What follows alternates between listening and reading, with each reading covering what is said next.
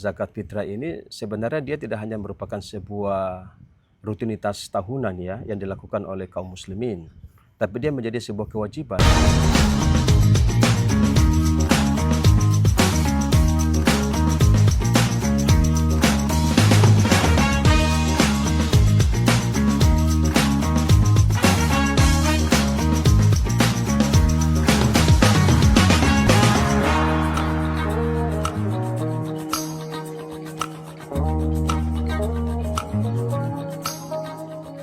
Assalamualaikum warahmatullahi wabarakatuh. Halo Sobat Mimbar Rasai, selamat datang di podcast Kanwil Kementerian Agama Provinsi Maluku Utara. Nah, Ramadan ini identik dengan beribadah. Ya. Ada berpuasa, kita berbagi, sedekah. Dan membaca Al-Quran, taraweh gitu ya. Jadi di penghujung Ramadan ini kita tiba pada saat menunaikan zakat fitrah. Jadi di kesempatan kali ini kita akan membahas terkait dengan zakat fitrah, di mana zakat fitrah itu dianggap sebagai ritual tahunan. Kita akan mengupas tuntas makna di balik zakat fitrah itu sendiri. Nah, untuk sekarang sudah hadir bersama saya narasumber kita yang akan membantu untuk menjelaskan terkait zakat fitrah ini. Beliau adalah Kepala Bidang Bimas Islam Kanwil Kemenak Maluku Utara, Bapak Mahmud Zulkiram. Ya. Assalamualaikum Bapak. Waalaikumsalam warahmatullahi wabarakatuh. Mbak Caca, alhamdulillah sehat ya. Sampai hari ini. Masya Allah, tambah bersinar ini. Alhamdulillah. Ini kan katanya sumu tasihu. Berpuasalah dan kamu akan menjadi sehat. Alhamdulillah sehat. Jadi kalau orang-orang yang tidak sehat itu? Dipertanyakan puasanya. Perlu dipertanyakan puasanya. Ya. Baik Pak Kabid, kita akan membahas terkait apakah zakat fitrah itu hanya sekedar kewajiban yang harus ditunaikan atau memang ada makna di balik zakat fitrah itu sendiri. Nah, hari ini kita akan membahasnya. Mungkin menurut Pak Kabid, apa makna zakat fitrah di masyarakat kita ini ketika kita tunaikan setiap tahun? Apakah itu hanya ritual tahunan? Ya, baik, terima kasih Mbak Caca dan pemirsa yang saya hormati. Memang terkait dengan masalah zakat fitrah ini, sebenarnya dia tidak hanya merupakan sebuah rutinitas tahunan ya yang dilakukan oleh kaum muslimin, tapi dia menjadi sebuah kewajiban bagi siapapun dia, orang-orang muslim, orang-orang Islam, maka dia harus mengeluarkan zakat. Nah, kecuali kalau mereka tidak mampu untuk dirinya, bahkan untuk keluarganya, maka mereka itu menjadi muzaki. Justru mereka itu yang diberikan zakat oleh orang-orang yang mampu. Tapi selama dia punya kemampuan untuk dirinya dan untuk keluarganya, maka menjadi kewajiban bagi dia untuk mengeluarkan zakat. Nah, bahkan zakat sendiri ini kalau kita melihat dalam sebuah hadis Rasulullah SAW, Rasulullah bersabda, farada Rasulullah SAW zakat al-fitri tuhratan lis-shaimi minal lagwi warrafas wa tu'matan lil masakin. Bahwa sesungguhnya zakat fitrah itu adalah penyuci bagi mereka yang berpuasa dari perkataan-perkataan yang kotor dan perkataan-perkataan yang sia-sia. Dan juga zakat fitrah itu adalah untuk memberi makan kepada mereka-mereka yang miskin. Yang membutuhkan. Ya, yang membutuhkan. Jadi kalau kita ini berpuasa selama 30 hari, selama 29 hari, ternyata dalam puasa kita itu mungkin ada lisan kita yang tidak terjaga. Mungkin ada bahasa-bahasa yang tidak pantas untuk diucapkan. Tapi kita diucapkan pada saat itu. Mungkin karena kita hilaf, atau mungkin karena kita emosi, ada keadaan tertentu sehingga membuat manusiawi. Mungkin kata-kata itu tidak perlu keluar, tapi karena dia tidak bisa mengontrol diri dan harus mengeluarkan kata-kata yang tidak baik, maka zakat fitrah itu adalah penyuci bagi orang-orang yang berpuasa dari perkataan-perkataan kotor dan perkataan-perkataan yang sia-sia. Kalau kita melihat dalam konteks hadis yang telah saya sampaikan tadi.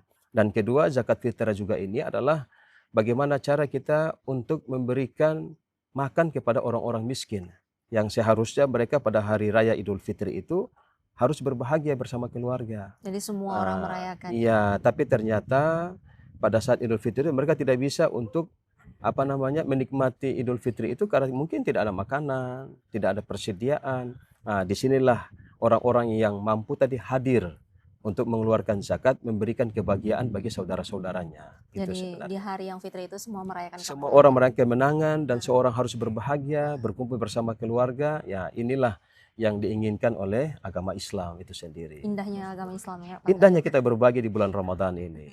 Ya. Nah, seperti yang Pak Kabid bilang tadi kan semua orang harus merayakan di hari fitri. di kalangan masyarakat kita ini, apakah menurut Pak Kabit itu sudah tercapai atau belum? Iya, kalau saya melihat ada sebuah tradisi kita, memang dalam konteks pengeluaran zakat ini ada yang memang orang mengeluarkan zakat itu karena dia melihat ada tetangganya, ada keluarganya yang memang tidak mampu, yang dia langsung menyalurkan langsung kepada yang bersangkutan. Yang kedua, ada yang menyalurkan langsung melalui masjid-masjid yang sebagai UPZ, unit pengumpul zakat yang ada di setiap kelurahan, ada masjid-masjid yang menerima itu dikumpulkan, baru nanti oleh masjid disalurkan. Salurkan kepada Atau yang ketiga, ada juga yang melalui Basnas, Badan Amil Zakat di setiap kabupaten kota. Nah, saya kira ini beberapa metode yang dilakukan.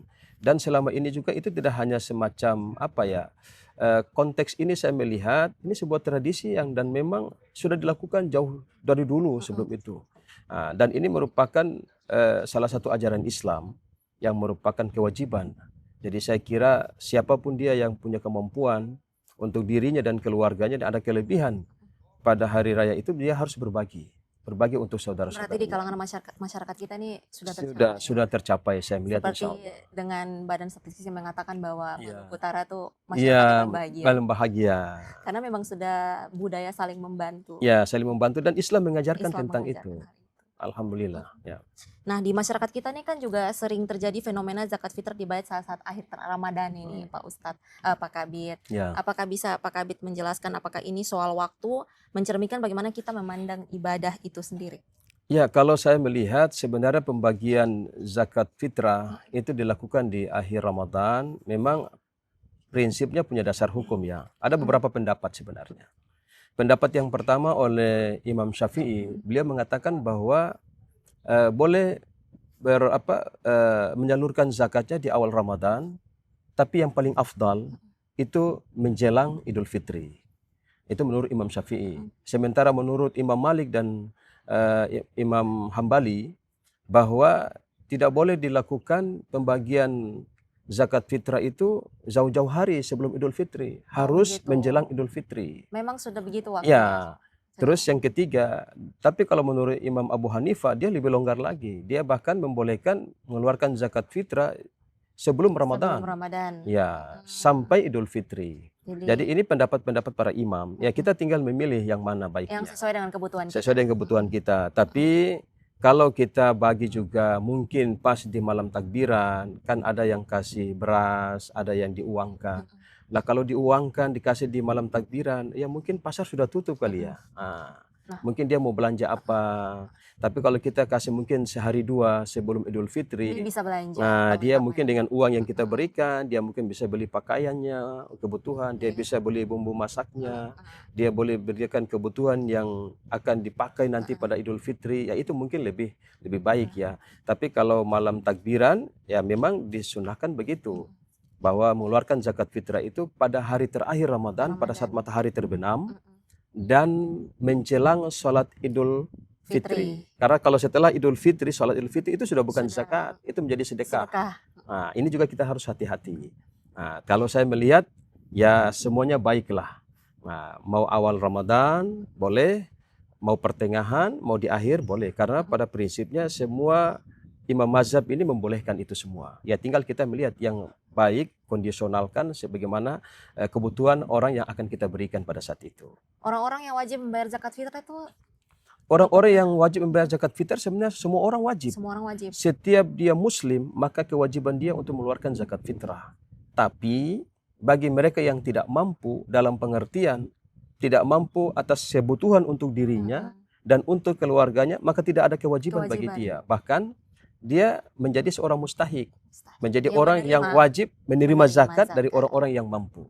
Tapi kalau orang itu dia punya kemampuan untuk dirinya dan untuk keluarganya, pada malam Idul Fitri dan pada saat Idul Fitri itu, maka hukumnya wajib bagi dia untuk mengeluarkan zakat fitrah untuk berbagi bagi orang-orang yang ada di sekitarnya. Kalau tadi kan orang yang memberikan zakat. Kalau orang yang wajib menerima zakat? Orang yang wajib menerima zakat itu tadi saya bilang orang yang tidak mampu. Orang yang tidak punya kemampuan atas dirinya. Gimana dia mengeluarkan zakat? Loh, dia sendiri tidak mampu. Bagaimana dia mengeluarkan zakat? Dia punya keluarga sendiri tidak bisa dibiayai sama dia. Orang-orang seperti inilah agama hadir dengan kewajiban zakat itu untuk memberikan kebahagiaan bagi saudara-saudara kita. Supaya mereka juga bisa merayakan kebahagiaan hari kemenangan pada saat perayaan Hari Raya Idul Fitri. Nah, terakhir nih Pak Kabid, Ya, terkait dengan perhitungan zakat. ya, Nah, ya, kita nih kan taunya cuma mengeluarkan zakat sesuai dengan ketentuan pemerintah. ya, Misalnya tahun ini 45.000. ya. Nah, apakah perhitungan itu bisa dihitung sendiri atau memang sudah ketentuan kita mengikuti pemerintah? Iya, kalau untuk menentukan pengeluaran zakat fitrah itu pertama kita tidak serta-merta ya, tetapi dalam hal ini dari Kementerian Agama kita setiap kabupaten kota kita melakukan rapat bersama, koordinasi bersama Basnas, bersama tokoh agama, bersama ormas-ormas Islam lainnya untuk kita tentukan berapa besaran zakat fitrah pada tahun ini. Karena besaran zakat fitrah setiap tahun itu bisa berubah-ubah. Nah, kita akan melakukan peninjauan pasar. Kita melihat beras sekarang ini harganya berapa. Contoh, ada beras yang harganya 1 kilo itu 18.000. 18.000. Ada yang 17.000, ada yang 16.000, mungkin ada yang 20.000. Biasanya kita ambil yang tengahnya. Garis tengahnya. Supaya tengahnya itu bisa yang di bawah tidak terlalu berat, yang di atas juga dia bisa menyesuaikan ke bawah. Nah, tapi kenapa tidak ambil yang mahal? Ya artinya kalau yang mahal berarti yang di bawah tidak akan tersentuh. Kenapa? Berarti kalau yang orang-orang kaya yang bisa beli 20.000, kenapa harus 18.000? Ya itu kembali ke dia. Artinya kalau dia biasa makan beras yang harga 20.000 sekilo, ya harus kewajiban dia itu mengeluarkan yang 20.000. Yang 20.000 sekilo itu. Jangan diambil 18, tapi standar patokan itu tetap ditentukan. Tapi kalau ternyata orang itu yang kita tentukan itu adalah 18.000, ternyata dia tidak mampu. Dia bisa cuma beras yang 14.000, ya sudah sesuai dengan kemampuan dia. Beras yang dia makan apa. Tapi kalau dia ingin untuk 18.000, karena pemerintah itu punya kewajiban untuk menetapkan standar batasan untuk zakat itu sendiri. Nah, hari tahun ini saya lihat rata-rata ada beberapa kabupaten kota itu menetapkan 18.000. Nah, 18.000 per kilo. Berarti kalau dikalikan 2,5 kilo dari 18.000 menjadi 45.000. Nah, sekarang bagaimana kalau orang itu dia mengeluarkan harganya itu sekitar 50.000 uangnya, diantar nih, uangnya 50.000. Antarkan uang, dia bentuk uang, diuangkan 50.000. Nah, terus bagaimana jadinya? Ya berarti 45.000 itu adalah zakat fitrahnya yang telah diuangkan, dan 5.000 itu adalah sedekah yang dia keluarkan. Nah, jadi ya jadi saya kira untuk zakat fitrah tetap biar manapun pemerintah punya kewajiban untuk menetapkan besaran zakat fitrah. Tapi setiap daerah kabupaten beda-beda ya? Beda-beda, karena mungkin di Halbar harga berasnya mungkin berapa? Itu harga pasarnya dia menyesuaikan harga pasar. Nah, baru kita ambil yang di tengahnya, kira-kira di tengah ini harganya berapa.